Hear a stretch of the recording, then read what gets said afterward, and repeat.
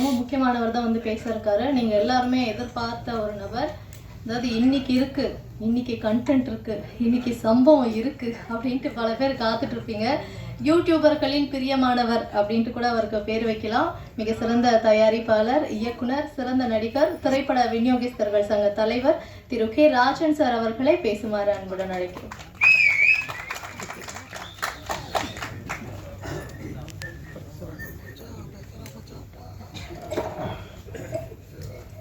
அன்பிற்கும் மரியாதைக்கு உரிய தயாரிப்பாளர் திருமதி ராஜ்குமார் அவர்களே, அவருடைய மனைவியார் அவர்களே, இந்த படத்தின் இயக்குனர் ராஜவேலு கிருஷ்ணன் அவர்களே, என் அருமை சகோதரர் மிகச்சிறந்த இயக்குனர் பேரரசு அவர்களே, மற்றும் இங்கே வாழ்த்தி என்னுடைய அருமை தம்பி இயக்குனர் ராஜ்குமார் அவர்களே, இந்த சிவம் எங்க தாடிக்கார சிவம் சினிமா உலக நாடியை பிடிச்சி காட்டி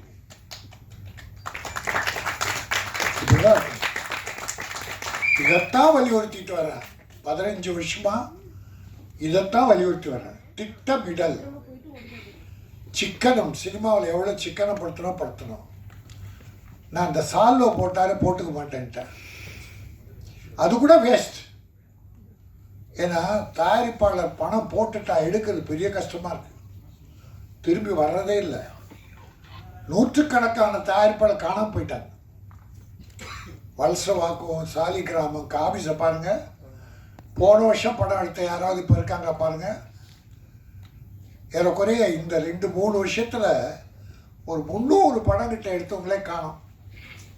ஆனால் தம்பி சொன்ன மாதிரி திட்டமிட்டு வீண் செலவுகள் செய்யாமல் தேவையான அவசியமான செலவு செய்யணும்.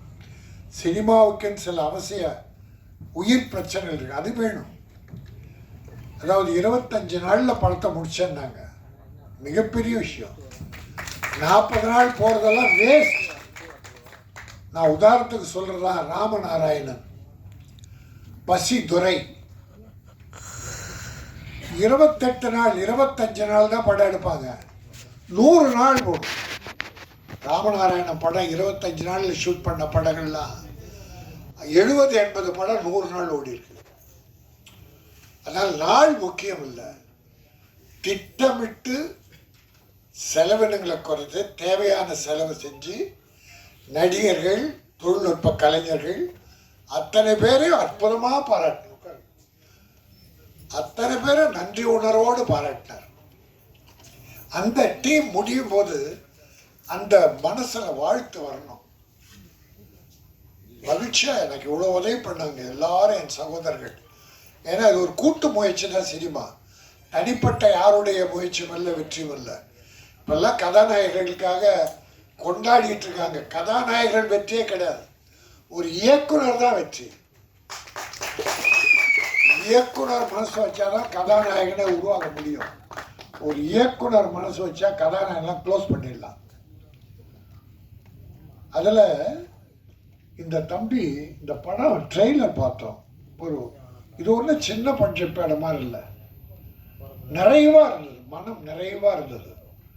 இப்படி நாங்கள் ரொம்ப நானும் பேரரசு உதயகுமாரெல்லாம் நிறைய கலந்துக்கிறோம். இப்படி சில படங்கள் தான் அரிதாக, அதாவது மனம் விட்டு வாழ்த்துதல் ஒன்று, ஆத்மார்த்தமாக வாழ்த்துறது ஒன்று. இந்த படம் ஆத்மார்த்தமாக வாழ்த்த வச்சிருச்சு.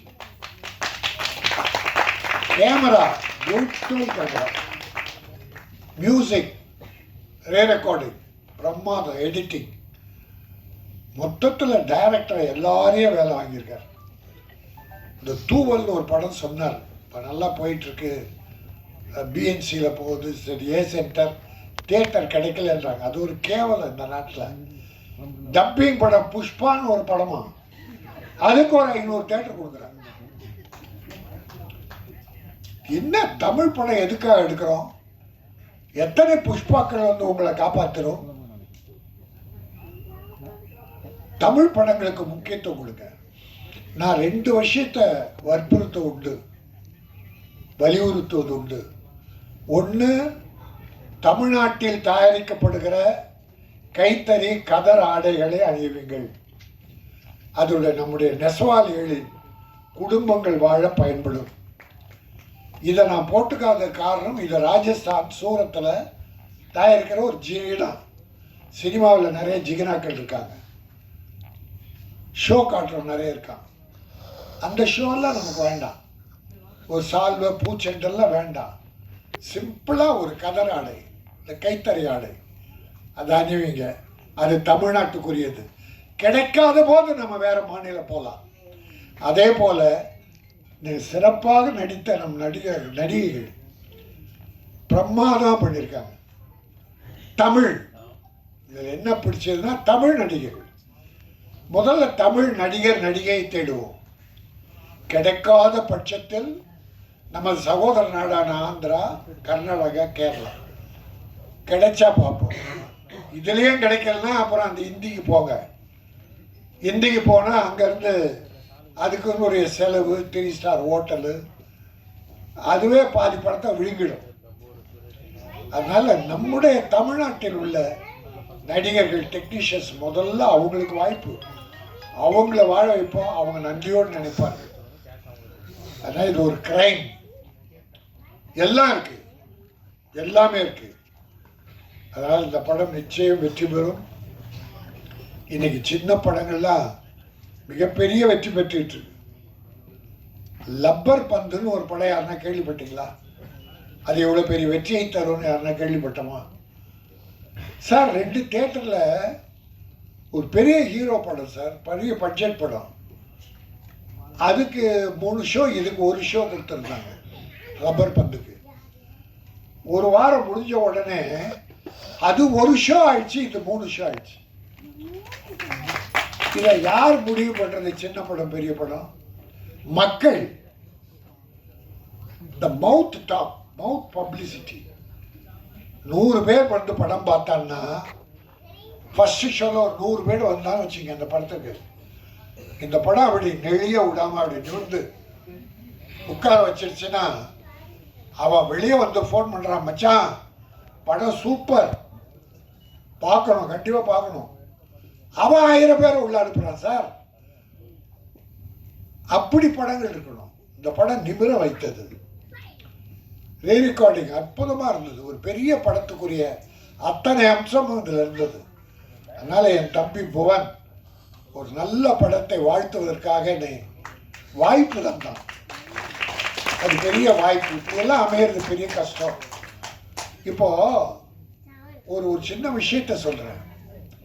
பிறரை வாழ்த்துவதாலே, மனம் நிறைந்து வாழ்த்துவதாலே முதல்ல நாம் வாழறோம். ஏன்னா அந்த வாழ்க்கை எங்கேருந்து வருது? நம்ம உள்ளத்தின் அடித்தளத்திலிருந்து வருது. அப்போ நாம் பூரிப்படைகிறோம், நாம் புத்துணர்வு பெறுகிறோம். பா பிரமாதம்பா தம்பி, பிரமாதம், நல்லா பண்ண, நீ வாழ்க, நல்லா இரு, எதிர்காலத்தில் பிரமாதம் வருவ, இந்த படம் பிரமாதமாக இருக்கும், டைரக்டர் நீ எதிர்காலத்தில் ஒரு சிறந்த டைரக்டர், இந்த தமிழ்நாட்டு திரையுலகை உயர்த்த போகிற அப்படின்னு ஆத்மார்த்தமாக சொல்லி பாருங்களேன். அது நம்மை மகிழ்வித்து, நம்மை வாழ வைத்து, பிறகுதான் அந்த வாழ்த்து அங்கே போகுது. ஆகவே வாழ்த்தணும், நல்லதை வாழ்த்தணும், தவறுகளை சுட்டி காட்டணும். இப்போ கூட ஒரு போன வாரம் பூரா ஒரு பேட்டி கேட்டாங்க. ஒரு பெரிய படம் தோல்வி ஆயிடுச்சு, பத்திரிகையாளர்லாம் அந்த தோல்வியடை வச்சிட்டாங்க, விமர்சனம்லாம் தப்பாக எழுதிட்டாங்க அப்படின்னு நான் சொன்னேன். அப்படி யாராலே தோல்வியடை ஒரு படத்தை வைக்க முடியாது. அந்த கதை, கண்டென்ட், எடுத்த விதம் எல்லாம் மக்களை கவருவதாக இருந்தால் யார் தப்பாக எழுதினா கூட அது அவங்க தோல்வி அடைவாங்க, படம் வெற்றி பெறும். அதுக்கெல்லாம் லப்பர் பந்து. நம்முடைய மீடியாக்கள் உதவி தான் பண்ணுவாங்க, யாருக்கும் உபத்திரவம் பண்ண மாட்டாங்க. பல காலமாக நான் மீடியா சகோதரர் வாழ்ந்துக்கிட்டு இருக்கேன். என்னுடைய அன்பு சகோதரர்கள் நல்லது தான் பண்ணுவாங்க. ஆக நல்லதை நல்லபடி எழுதுங்கள், தவறுகளை சுட்டி காட்டுங்கள், காட்டணும். அதான் தர்மம், பத்திரிகை சுதந்திரம், பத்திரிகை தர்மம்.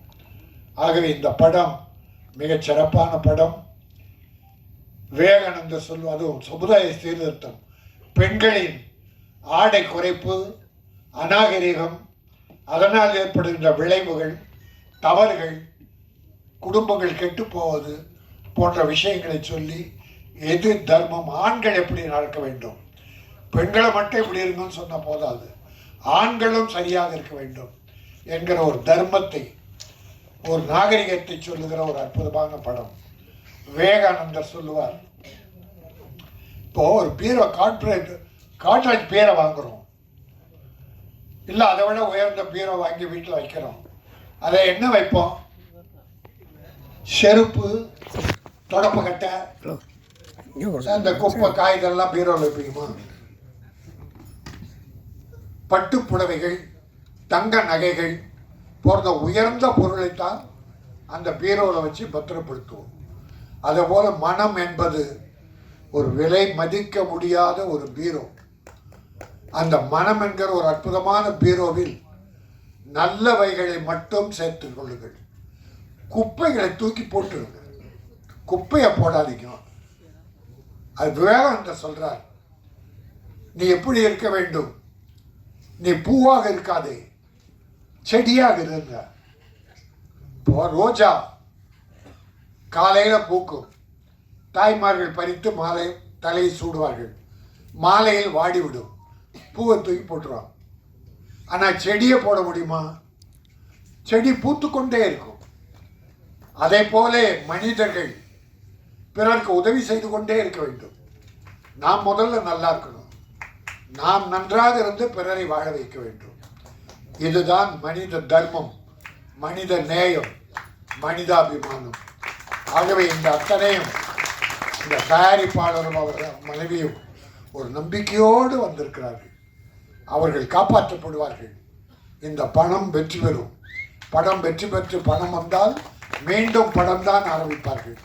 ஆகவே தயாரிப்பாளர்கள் வாழ வேண்டும். நீங்கள் எல்லாம் உதவியாக இருக்க வேண்டும்.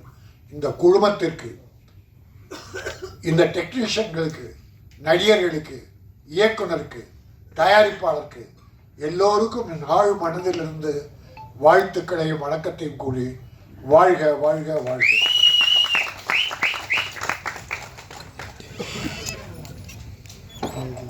மிக்க நன்றி சார்.